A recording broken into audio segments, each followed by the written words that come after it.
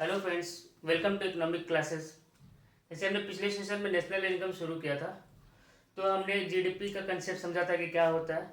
इस सेशन में हम देखेंगे कि आगे जो प्राइवेट इनकम होता है, पर्सनल इनकम होता है, पर्सनल डिस्पोजेबल इनकम होता है, वो क्या होता है और उसका क्या इम्पोर्टेंस है, कैसे हम इसको कैलकुलेट करते हैं। अभी एक बेसिक में इसके बारे में समझाऊंगा, बट जैसे अगले सेशन में हम लोग इसके फार्मूलाज को भी देखेंगे कि कैसे फार्मूलाज को यूज़ करते हैं। और कोई भी चीज़ को आपको रटने का ज़रूरत नहीं है, आप यहाँ समझ लीजिए। ठीक है, ये जो जितने भी कंटेंट है वो अच्छा है, आप इसको बोर्ड पर्सपेक्टिव से भी यूज कर सकते हैं। ठीक है, तो इस सेशन को शुरू करते हैं।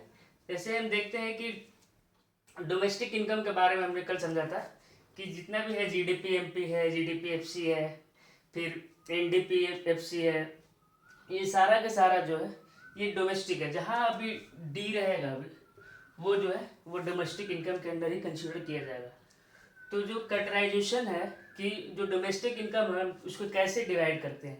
जैसे देखिए, कोई भी सेक्टर, कोई भी एक इकोनॉमी में दो सेक्टर है, एक प्राइवेट है, एक पब्लिक सेक्टर है। ठीक है, तो प्राइवेट भी कुछ अर्निंग करता होगा, ठीक, और गवर्नमेंट सेक्टर भी अर्निंग करता होगा, ठीक है, जिसको पब्लिक सेक्टर बोलते हैं। ठीक, तो ये जब दोनों के इनकम को जब हम कंबाइंड करते हैं तभी तो हमारा जो जीडीपी है वो कैलकुलेट होता है। ठीक है, तो अब देखते हैं कि जो डोमेस्टिक इनकम है उसको दो भाग में हम डिवाइड करते हैं। पहला आता है जो इनकम अर्न किया गया है प्राइवेट सेक्टर के द्वारा। ठीक है, मैंने जैसे अभी बताया आपको। और जो भी इनकम अर्न किया जा रहा है जो पब्लिक सेक्टर या पब्लिक के अंदर हो, ठीक है, गवर्नमेंट या पब्लिक सेक्टर को आप गवर्नमेंट सेक्टर भी बोल सकते हैं। ठीक है, तो वो जो है वो डोमेस्टिक इनकम के अंदर आता है। अब जो प्राइवेट, जो पब्लिक सेक्टर है उसमें भी दो है। ठीक है, एक जो है जो भी इनकम रिसीव किया जाता है फ्रॉम द प्रॉपर्टी इंटरप्राइजेस, ठीक है, and department of the central government administrative department से। मतलब कि जो पब्लिक सेक्टर है वो फर्दर दो भाग में डिवाइड होता है। एक होता है इनकम जो गवर्नमेंट के अपने अंडर है, ठीक है, और एक होता है पीएसयू जो पब्लिक सेक्टर अंडरटेकिंग्स होता है। वो होता है नॉन डिपार्टमेंटल इंटरप्राइजेस या गवर्नमेंट के अंदर जो पीएसयू होता है उसको ये बोलते हैं। ठीक है, तो जो पब्लिक सेक्टर को दो भाग में कर दिए। अब देखिए, income from property and enterprises acquiring government administration department. तो अब देखिए, हमको याद नहीं करना है, इसमें देखना है कि प्रॉपर्टी से हमें क्या मिलता है। कोई भी प्रॉपर्टी पे क्या मिलता है हमें, हमें रेंट मिलता है कोई भी प्रॉपर्टी पे। ठीक है, इंटरप्राइजेस से क्या मिलता है, प्रॉफिट मिलता है। और जो गवर्नमेंट का जो एडमिनिस्ट्रेटिव डिपार्टमेंट है, जैसे कि रेलवेज हो गया, पोस्ट हो गया, टेलीफोन हो गया, जो भी गवर्नमेंट के अंदर आता है, तो उसका जो भी इनकम होगा वो गवर्नमेंट अंडरटेकिंग के अंदर होगा। और जो दूसरा जो नॉन गवर्नमेंट इंटरप्राइजेज जो पीएसयूज है जिसमें गवर्नमेंट का शेयर 51% है, तो उसको हम लोग बोलते हैं non department enterprises saving of. जैसे एयर इंडिया हो गया, एलआईसी हो गया, तो ये जो सारा है ये भी गवर्नमेंट के अंदर ही है, बट ये नॉन डिपार्टमेंट इंटरप्राइजेज होता है। तो इसका जो यूज है वो प्राइवेट इनकम को कैलकुलेट करने में हेल्प करता है। होप कि आपको ये समझ में आएगा कि नॉन सेविंग डिपार्टमेंट इंटरप्राइजेज क्या होता है। पीएसयू जितने भी होते हैं वो सारे इसमें आ जाएंगे, और गवर्नमेंट के जो डायरेक्ट कंट्रोल के अंदर आता है वो यहाँ पे आएगा, इनकम फ्रॉम प्रॉपर्टी। ठीक है, अब समझते हैं कि प्राइवेट इनकम क्या होता है। जैसे कि इकोनॉमी में बताया मैंने आपको कि एक पब्लिक सेक्टर एक प्राइवेट सेक्टर है। ठीक है, तो प्राइवेट सेक्टर या प्राइवेट इनकम वो इनकम होता है जो एक प्राइवेट इंटरप्राइजेस या फिर जो हाउस होल्ड है, क्योंकि किसी भी सेक्टर में क्या होता है, एक हाउस होल्ड होता है, एक होता है क्या, फर्म होता है। ठीक है, यही तो दो सेक्टर होते हैं, टू सेक्टर में। तो क्या बोल रहा है कि प्राइवेट इनकम वो इनकम होता है जहाँ पे जो भी हाउस होल्ड अर्न करता है और जो प्राइवेट इंटरप्राइजेज है जो अपना बिजनेस जो कंडक्ट कर रहा है उससे जो अर्निंग होता है, या तो हमारे देश के अंदर होगा, ठीक है, मान लीजिए हम डोमेस्टिक टेरिटरी के अंदर अपना बिजनेस चला रहे हैं तो देश के अंदर होगा, या फिर फॉरेन में भी तो हम लोग कंडक्ट करते हैं अपना बिजनेस। तो वो दोनों को जब कंसीडर करते हैं तो वो प्राइवेट इनकम के अंडर आता है। ठीक है, अब देखते हैं income which is accrues to private sector from all the sources within, कहाँ ये देखिए, within and outside the country. ठीक है, तो जो भी इनकम अर्न करते हैं या अपने देश में या अपने देश के बाहर प्राइवेट इंटरप्राइजेस या हाउस होल्ड के द्वारा, वो प्राइवेट इनकम के अंडर आता है। अब देखिए, प्राइवेट इनकम में दो टाइप के इनकम को कंसीडर किया जाता है। एक होता है फैक्टर इनकम और दूसरा होता है आपका ट्रांसफर इनकम। तो पिछले सेशन में हमने आपको बता दिया था कि फैक्टर इनकम क्या होता है, ट्रांसफर इनकम क्या होता है। फैक्टर इनकम मतलब कि जो भी फैक्टर ऑफ प्रोडक्शन से इनकम अर्न हुआ है, जो 4 फैक्टर ऑफ प्रोडक्शन से उससे जो इनकम होता है वो फैक्टर इनकम बोलते हैं। और ट्रांसफर इनकम वो इनकम जो कि यूनिलैटरल होता है, मतलब हम बिना कोई सर्विस किए ही हमको वो इनकम मिलता है, जैसे पेंशन हो गया, स्कॉलरशिप हो गया, अनएम्प्लॉयमेंट अलाउंसेज हो गए, ये सारे के सारे ट्रांसफर इनकम के अंडर होता है। अब मैंने ये भी बताया था कि जो फैक्टर इनकम होता है वो नेशनल इनकम को जब कैलकुलेट करते हैं तो हम उसको कंसिडर करते हैं, बट जो ट्रांसफर इनकम उसको नहीं करते हैं। तो प्राइवेट सेक्टर को भी दो टाइप के इनकम मिलते हैं, एक फैक्टर इनकम और दूसरा ट्रांसफर इनकम। तो फैक्टर इनकम में क्या होता है कि जो भी लोग होते हैं वो काम करते हैं देश के अंदर, तो उनको पेमेंट मिलता है। और कुछ कुछ लोग जो है बाहर भी काम करते हैं, ठीक है, तो जो बाहर काम करते हैं तो उनको क्या मिलता है, NFIA। NFIA मतलब net factor income from abroad, मतलब कि जो अब्रॉड में काम कर रहे उनको जो पेमेंट मिलता है उसको हम NFIA बोलते हैं, और फैक्टर इनकम के अंडर ये कंसिडर किया जाता है। समझ में आ गया? मतलब फैक्टर इनकम में दो होगा, जो देश के अंदर काम कर रहे उनको भी पैसा मिल रहा है, और जो देश के बाहर काम कर रहे हैं उनको भी पैसा मिल रहा है, हम दोनों को कंसिडर करते हैं। ठीक है, अब ट्रांसफर इनकम में क्या होता है कि इसके बदले में हमको कुछ करना नहीं पड़ता है। जैसे एग्जाम्पल के तौर पर आपको समझाते हैं, गवर्नमेंट हमको पेमेंट करता है बट हम कोई गवर्नमेंट को सर्विस प्रोवाइड नहीं करते हैं। ठीक है, तो ट्रांसफर इनकम को दूसरा नाम क्या है, यूनिलैटरल या वन साइडेड इनकम होता है। यूनिलैटरल इनकम को हम कभी कंसीडर नहीं करते हैं नेशनल इनकम में। ये बात आप याद रखिएगा, क्योंकि आने वाले चैप्टर्स में सबका बहुत यूज है, यहीं से आपको कंसेप्ट डेवलप करना है ताकि आगे कुछ भी चीज़ याद करने की जरूरत नहीं पड़े आपको। ठीक है, अब ट्रांसफर इनकम में आता है नेशनल डेब्ट इंटरेस्ट। मैं इसको थोड़ा सा आपको समझा लेता हूँ, नेशनल डेब्ट इंटरेस्ट क्या होता है। जैसे गवर्नमेंट के पास क्या होता है, अपना शेयर्स होता है, ठीक है, गवर्नमेंट बॉन्ड होता है। तो जब भी गवर्नमेंट को अपने पैसे को जरूरत होता है तो वो क्या बॉन्ड को सेल कर देता है पब्लिक को, तो पब्लिक वो जो है उसको परचेज कर लेती है। ठीक है, तो अगर हम, मेरे पास मान लीजिए कि बॉन्ड है, हम आपको शेयर किए, हम आपको बेचे, तो क्या होगा, मेरे से बॉन्ड आपके पास चला जाएगा और आपका पैसा मेरे पास आ जाएगा। ठीक है, तो गवर्नमेंट को पैसा की जरूरत है, तो अब वो क्या करेगा, गवर्नमेंट उस पैसे को यूज करेगा, ठीक है, फॉर डेवलपमेंट्स के लिए, और उसके लिए हमें क्या देगा, इंटरेस्ट पे करेगा। तो जो इंटरेस्ट मिलता है, ठीक है, वही तो नेशनल डेब्ट इंटरेस्ट के अंदर आता है। समझ में आ गया कि गवर्नमेंट के पास क्या होता है, जैसे गवर्नमेंट है या हाउस होल्ड गया, ठीक है, गवर्नमेंट यहाँ से इशू करेगा, इशू बॉन्ड, यहाँ से बॉन्ड इशू किया तो हम यहाँ से क्या दे देंगे, पेमेंट कर देंगे इसको। ठीक है, अब क्या बॉन्ड हमारे पास आ गया, पेमेंट हम गवर्नमेंट को दे दिए। अब गवर्नमेंट हमको सीधे सीधे क्या करता है, इंटरेस्ट पे करता है।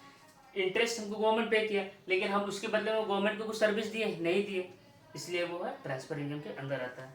ठीक है, करेंट ट्रांसफर फ्रॉम गवर्नमेंट, जैसे कोई भी स्कॉलरशिप प्रोवाइड करता है गवर्नमेंट, अलग अलग कहीं भी एडमिशन लेना है तो इतना परसेंट स्कॉलरशिप, तो स्कॉलरशिप, जो भी पेंशन्स मिलते हैं एम्प्लॉयज़ को जो रिटायर हो जाता है, वो अलाउंसेज जितने भी होते हैं, वो सारे के सारे करंट ट्रांसफर फ्रॉम गवर्नमेंट होता है। अब एक होता है current transfer from rest of the world, मतलब बाहर से जो भी आ रहा है हमारा यहाँ पेमेंट मिल रहा है, वो भी प्राइवेट इनकम के अंडर आता है। एक समरी में बता दें कि प्राइवेट इनकम का मतलब कि जब डोमेस्टिक इनकम में से, देखिए सेक्टर में दो है, प्राइवेट है और पब्लिक है, ठीक है, ये दोनों को मिलाते तो क्या बनता है, GDP बनता है। ठीक, तो जब हम प्राइवेट इनकम को कैलकुलेट करना होगा तो क्या करेंगे, हम GDP ले लेंगे, अपना देश के जितना GDP है, और उसमें से गवर्नमेंट का जो इनकम है अगर माइनस कर देंगे तो हमें अपना प्राइवेट इनकम मिल जाएगा। इसका फार्मूला बहुत बड़ा है, इसलिए मैं आज के लेक्चर में नहीं इसको कवर कर पाए, लेकिन अगला जब वीडियो बनाऊंगा तो सबसे पहले फार्मूलाज को समझाऊंगा आपको कि वो कैसे बनता है, क्योंकि इस पर भी क्वेश्चन आए हुए हैं बोर्ड के एग्जाम में। बहुत ईजी है, आपको एक समरी समझ में आ गया होगा कि जीडीपी में से जब हम गवर्नमेंट का जितना भी इनकम है सारा माइनस कर देंगे तो वो प्राइवेट इनकम होगा।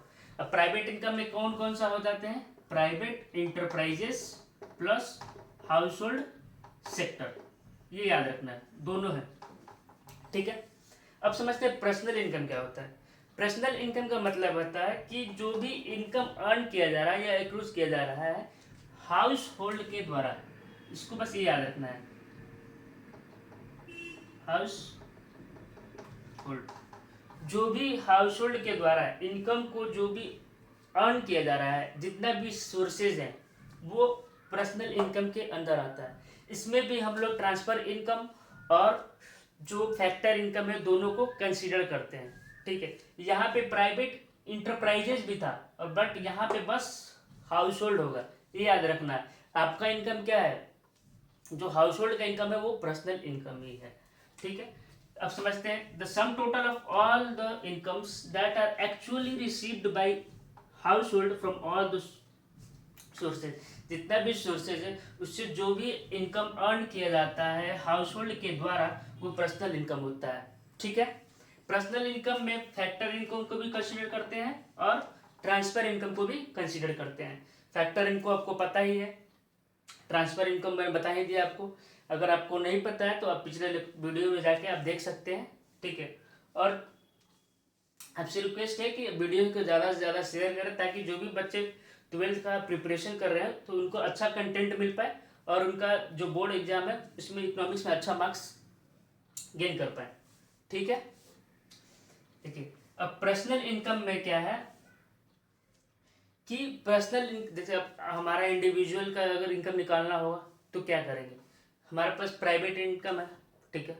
प्राइवेट मतलब कि जो भी हम इनकम इंटरप्राइजेस से भी अर्न कर रहे हैं, ठीक है, उसमें से अगर हम कॉरपोरेट टैक्स और रिटेन अर्निंग दोनों को माइनस कर देंगे तो क्या होगा, हमारा पर्सनल इनकम निकल जाएगा। जैसे समझाता हूँ आपको, प्राइवेट इनकम का मतलब क्या है, प्राइवेट इंटरप्राइजेस प्लस जो हाउस होल्ड वो दोनों का, ठीक है, ये दोनों का है। तो पर्सनल इनकम में से कॉरपोरेट टैक्स कौन पे करता है?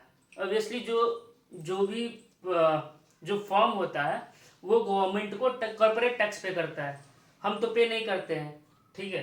तो वही इसलिए कॉरपोरेट टैक्स माइनस कर देते हैं, क्योंकि ये कौन पे करता है, प्राइवेट इंटरप्राइजेस करता है। जो रिटेन अर्निंग होता है वो कौन करता है, रिटेन अर्निंग का मतलब क्या होता है, हम अपने पैसे को सेव किए हैं, ठीक है, मतलब प्राइवेट इंटरप्राइजेस अपने पैसे को कुछ बचा कर रखता है कि फ्यूचर में जो अनसर्टेनिटी है उसको वो खत्म कर पाए, जो भी लॉसेज है उसको इस सेविंग से कवर कर पाए।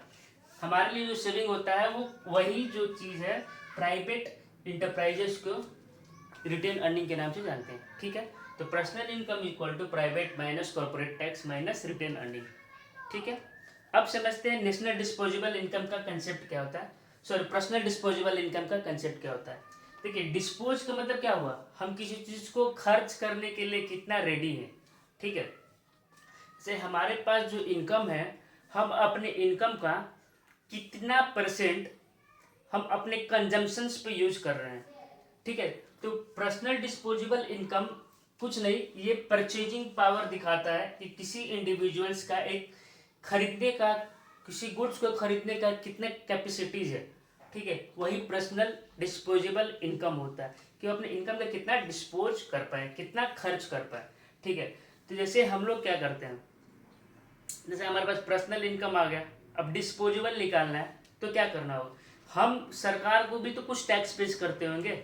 जैसे हम लोग इनकम टैक्स पे करते हैं सरकार को, तो अपने इनकम में से जो इनकम टैक्स माइनस कर देंगे और कोई मिसलेनियस जो खर्च है, लाइक कि कभी कभी किसी का चालान कट जाता है, ठीक है, तो वो भी तो क्या है, वो भी तो हमारे लिए खर्च है, चालान को पे कर रहे हैं, ठीक।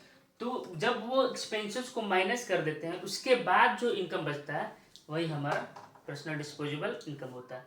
अब समझते हैं कि पर्सनल डिस्पोजेबल इनकम वो पार्ट ऑफ इनकम होता है जो एक्चुअली अवेलेबल होता है किसी भी एक हाउस होल्ड को at the disposable of house hold, मतलब कि वो कितना अपने इनकम को डिस्पोज करने के लिए रेडी हो।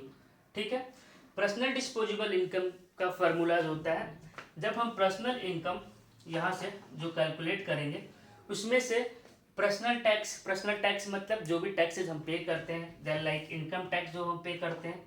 इनकम टैक्स क्या होता है, प्रोग्रेसिव टैक्स के ऊपर बेस होता है। मैं अभी आगे टैक्सेस का जब आएगा क्लासेस तो इसमें बताऊंगा प्रोग्रेसिव टैक्स क्या होता है, रिग्रेसिव टैक्स क्या होता है, हमारे यहाँ कौन सा टैक्स को किया जाता है।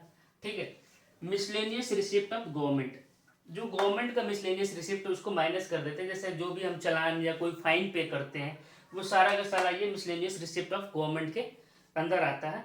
जब उसको हम माइनस कर देते हैं तो हमारा पर्सनल डिस्पोजेबल इनकम निकल जाता है। अब कल का लेक्चर और आज के लेक्चर जब मिला के जब नेक्स्ट वीडियो बनाएंगे तो उसमें हम अब नेशनल इनकम को सारा कंसेप्ट को पूरी तरीके से समझ लेंगे कि नेशनल इनकम कैसे कैलकुलेट होता है, और ये सब बेसिक आपको बहुत ही ज़रूरी है जब भी while calculating the national income.